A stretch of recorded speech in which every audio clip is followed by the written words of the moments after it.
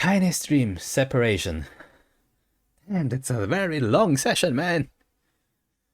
Kainé listened to the sound of crackling firewoods and stared at the black object on her plate.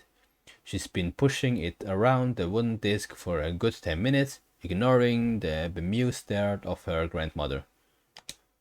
Finally, she summoned her courage and gave the object a brief sniff. A sharp, bitter scent flew up her nostrils and made it home there, causing her face to twist with disgust. Grandma, I can't believe you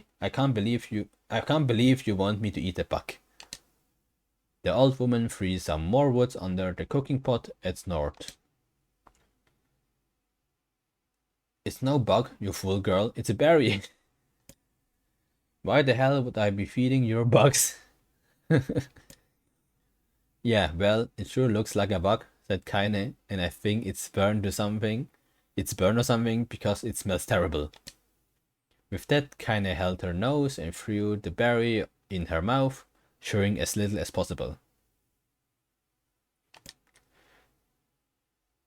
Oh, yeah, that's terrible, alright. Why, you little brat, laughed the old woman.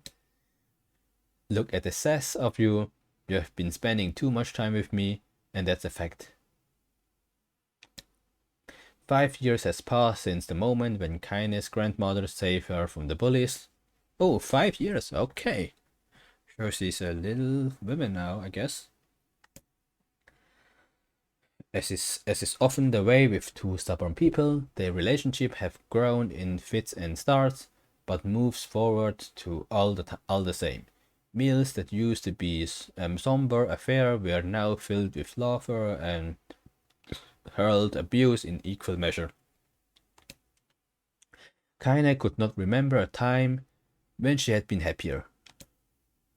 And the years went by, Kainé started to shoulder more and more of the daily responsibilities. Her grandmother's leg grew weaker by the day, and she could no longer do many of the chores she used to take for granted. And so this morning found Kainé lacing up her work boots up with a breakfast of burnt berries rolling through her belly. Who are you going today? Asked Grandma suddenly. Kainé looked up, surprised. The old woman rarely asked for specifics anymore. Well, I was gonna check out the Kelma trees and see if they were ripe. I thought we could make some jam or something. Oh, I'm going to pick up some flagstones, so I need to take the wheelbarrow. Flagstones? What in the hell for? Kainé stared at her grandmother, then held out an arm and swept it around the home, constructing mostly of cloth, rope and rubble. The old place sagged like a boxer in a final round. Grandma, a dying cat could chew through this house. I'm going to build a stone wall so we have some protection. The old woman laughed, exposing her toothless grin to the world. God damn, girl. If a bunch of thieves want to ransack this old place, let them come. We got nothing worth stealing anyway. Okay, that's some optimism. I'm not worried about thieves, I'm worried about shades.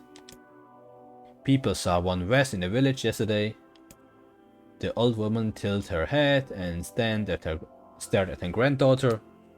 Well, shoot, I don't know why you have to do this today. We can carry about this some other. Grandma, no. If I don't go to the Kelma trees, we won't eat tonight. You know that. A confused expression passed across the old woman's face, and for a moment she was a small child lost in a carnival. Yes, she said after a bit. Yes, of course you're right. I'm sorry, Kainé. Lately it seems my mind is... She didn't finish the thought, instead walking over to her nightstand and gently take the wrench of Lunateer from the drawer. The flower's petal had aged to a brilliant whiteness, and Kainé thought it was more beautiful now than the day she first received it. "You're gonna be a true woman soon," Grandma said, and she placed the flower in the girl's hair. "So that means less chatter about shades and building defensive wall, and more talk about how beautiful Jeff become. Well, this didn't turn like that. I mean, the Kainé I knew." Annoyed, Kainé reached up to remove the garlands, but the look of her grandmother's face stopped her hand. "You're a beautiful thing," said the old woman, "and there aren't another like you in all the world. I'm very proud of you." "Okay, Grandma, that's enough goddamn compliments for one day." "Such a mouth of you, where did they come from? Gee, I wonder."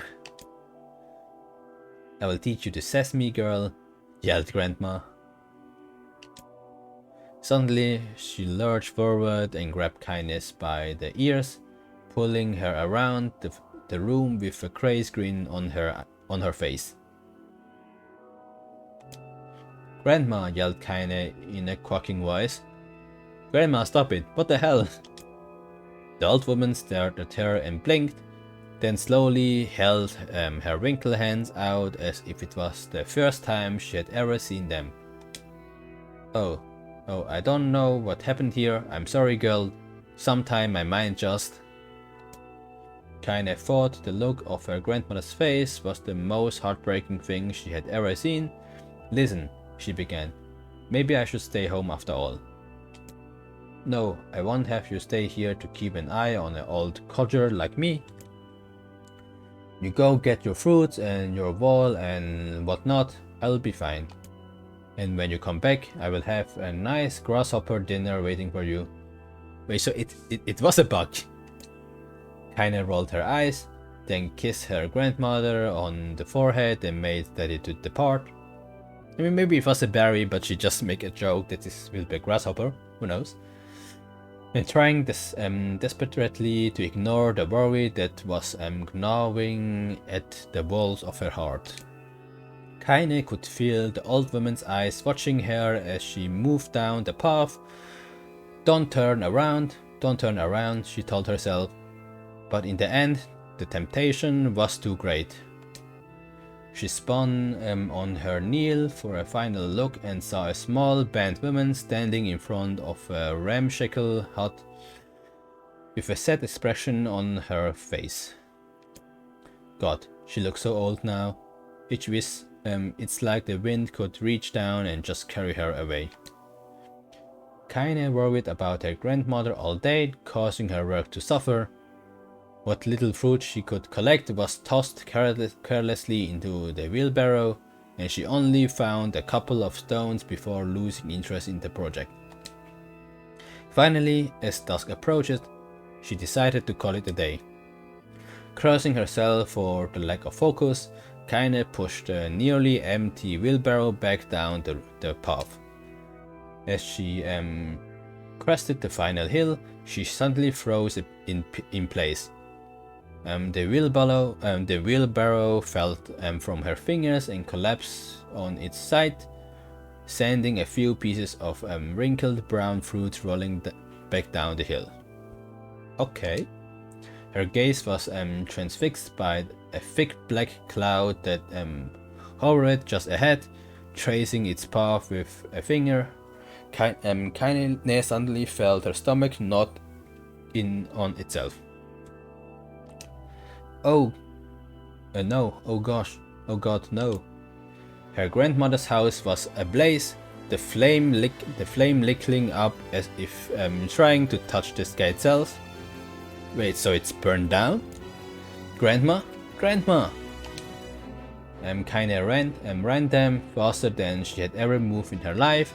Once she tripped on a stone and went sprawling into a rocky ground, but she leapt to her feet and continued running, unmindful of her blood that spilled from her wounded hands and knees.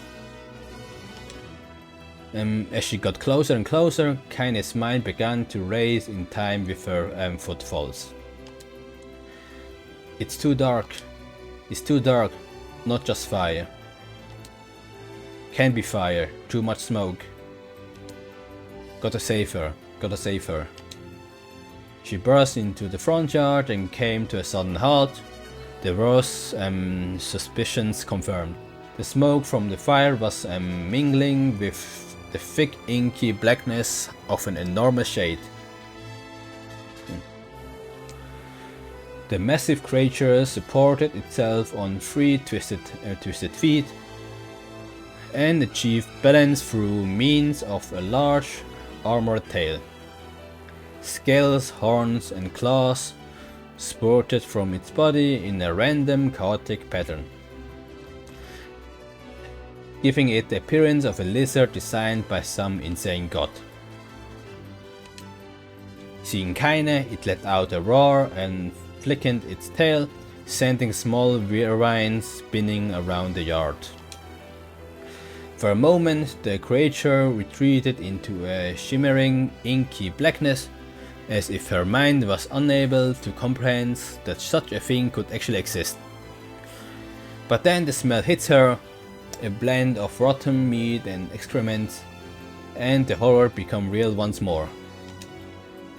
The creature bellowed again, and this time Kainé responds with a scream of her own. "Alright, you bastard," she thought as her scream echoed off the high cliff around them. "It's you or me, let's go." The shades eyed Kainé with bemused interest, then it began looking from her to the house and back again, as if urging her to look at the destruction it has so gratefully wrought. With dread building in her heart, Kainé glanced toward the house. Through the smoke and flames, she spotted a small figure struggling to escape the ruins. Let me drink a little bit first. I was talking a little bit too much for this session. Give me a second.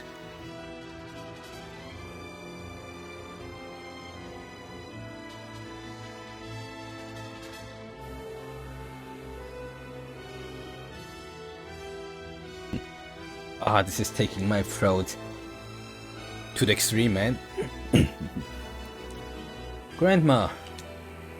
At the sound of her voice, the old woman began waving frantically. "She's alive," thought Kainé. "Alive!" Kainé's legs sprang to life as she raced across the yard toward the flaming wreckage of the house. Before she could advance more than a few steps, the shade opened its mouth and let out a roar powerful enough to uproot trees and send them flying. Okay, that's a powerful roar. The blast sent Kainé tumbling through the air before smashing her against the rocky earth. Stars danced in front of her eyes and she tried to remember how her legs worked. Get up! Get up! Get up! Get up! Get up! Get up now! As Kainé struggled on her feet, the shade stomped toward the house and pinched her grandmother to the ground with the tip of a claw. The old woman struggled to move the claw from her stomach, but she might well have been pushing a mountain. She coughed briefly, sending a small spray of blood into the air, then collapsed to the ground, her energy spent. Oh no, I mean I already know this will happen because she's doing this whole revenge thing at the beginning. But now we get it in text, and also I imagine it in my head, which is kind of sad. Very sad. Kainé lurched to her feet only to fall back to earth with a gasp. Her ankles were on fire, one or both of them were surely broken. Ignoring the pain that screamed through her body, she began dragging herself across the ground, leaving a drunken trail of dust and blood in her wake. Grandma, hold on, just a little longer. Her grandmother's face was turning blue, her eyes rolling back until only the whites were exposed. Kainé pulls herself across the ground with maddening slowness, the distance seeming to increase with every second that passed. The shades glanced between the two women and flicked out its tongue. Its giant mouth turned up at the corners. Short, panting breath belched from somewhere deep inside its core. Bastard, laughing at us. She had no idea how such a mindless creature could express emotion, but there could be no doubt the shade was taking joy in their suffering. Yeah, I see your plan. The shade moved its claws slightly, allowing Grandma to breathe again. It was clearly keeping her alive, only to snuff out her life, and Kainé was close enough to touch her. I'm gonna kill this bastard. Okay, so this is actually an asshole, huh? Summoning all her strength, Kainé rose to her feet. There was a sickening snap from her right ankle as the foot twisted backward, but she forced it from her mind and began to hobble toward the monster. So you broke your foot, your leg, and everything else, ankle, whatever. Pulling a small knife from the pouch of her waist, she leaped on the front that pinched her grandmother and pulled the weapon deep, and plunged the weapon deep. Give her back, she screams. Give her back to me. It was like stabbing a rock. After a few swipes, the knife broke and the hilt at the hilt with a dull snap. The shade pained laughter again, then raised its tail and sent it rushing through the air toward the young girl that was latched to its foot. Kainé never had a change. The tail struck her square in the chest and sent her crashing into the burning wreckage of the home. As she lay on the ground with blood pouring from multiple wounds, a small weak voice spoke up. Kainé? Kainé's vision blurred, but she forced herself to focus on the sound. Finally, her eyes cleared enough for her to make out her grandmother's hand reaching out to her through the smoke. Grandma? Kainé, you gotta run, you can't. Best this one. Kainé grabbed the hand and held on with her strength. Grandma, come on, you have to go, we have to go. The old woman coughed loudly. One of her hands, slick with blood, slipped from Kainé's grasp and thumbed to the ground below. Grandma, no, no! I said run, goddammit, you have to live, you have to get through. The thought would stay forever unfinished before she could say another word. The shade's clawed foot descended, smashing through the remains of the roof and down upon the scattered figure of the old lady. Oof. Blood oozed from grabs in the creature's toes as the terrible purid smell assaulted Kainé's nose once again. She stared at the foot, dumbfounded, convinced that what she was seeing could not possibly be real. When the creature finally lifted its appendix, all that remains underneath was a twisted, unrecognizable mass of rubble and red. Her grandmother was gone. Damn it. I mean, I also know this will happen. I mean, all of you guys know this will happen, but damn, this hits, man, this hits. Kainé blinked, trying to feel the hands which has been in hers just a moment ago. For a fleeting instant, she could remember the warmth of that embrace, the trembling of the fingers, but then the sensation drifted away and the breeze and was gone. Let me drink again. I was talking for over an hour now. That's kind of hard.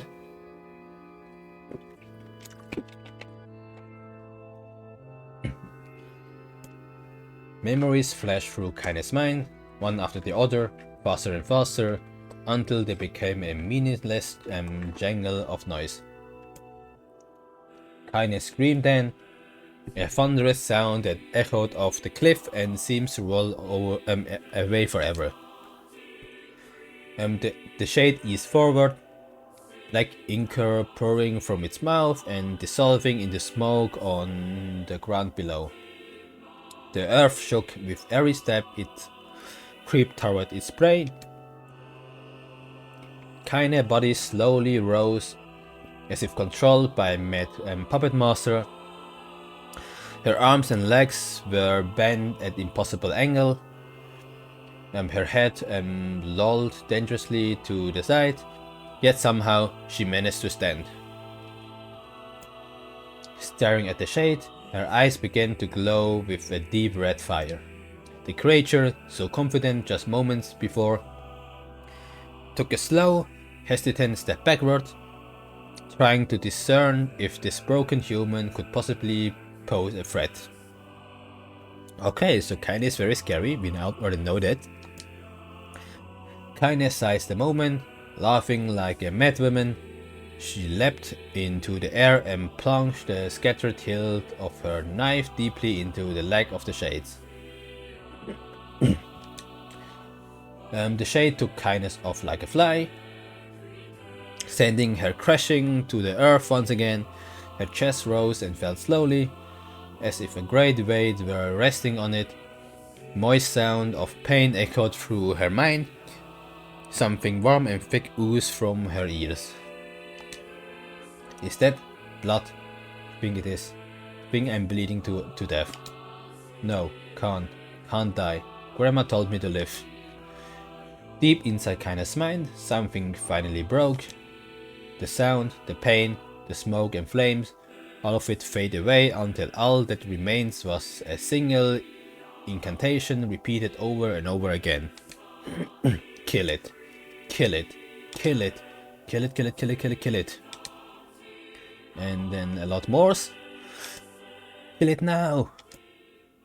As the spark that was kinda slowly began to flicker and die, she felt her desire to kill and her desire to live bend into one. So she wanna live, but also kill the shades. Okay. The distance between heartbeats grew longer and longer and longer. I mean, which means her heart is beating slower.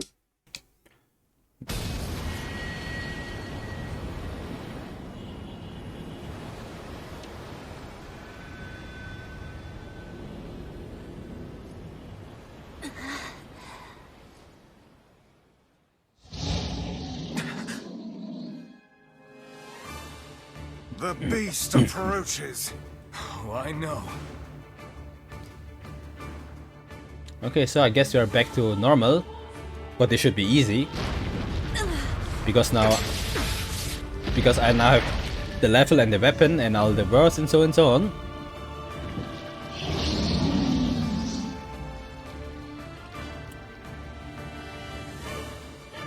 So it should be very easy to fight you. So I'm not gonna really make the effort to actually fight you. But What anger this creature must have. How did it even survive these past 5 years? I'm not gonna let this happen again. It dies today. I know, it's already happened last time and... My sword fits lighter. It's not the blade, but the skill of the user. Strike it down. Well, I'm doing my job. Where's Kainé? Where's the other one? Yeah, sir, I'm just waiting because maybe there's some dialogue. Okay, I guess there's no dialogue anymore.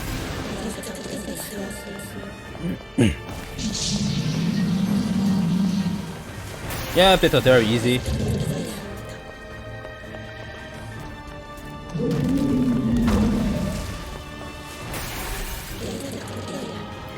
Dude, this was just in an instant. I'm too strong for this game now. Which kind of makes this game a little bit boring then, because there's no challenge anymore.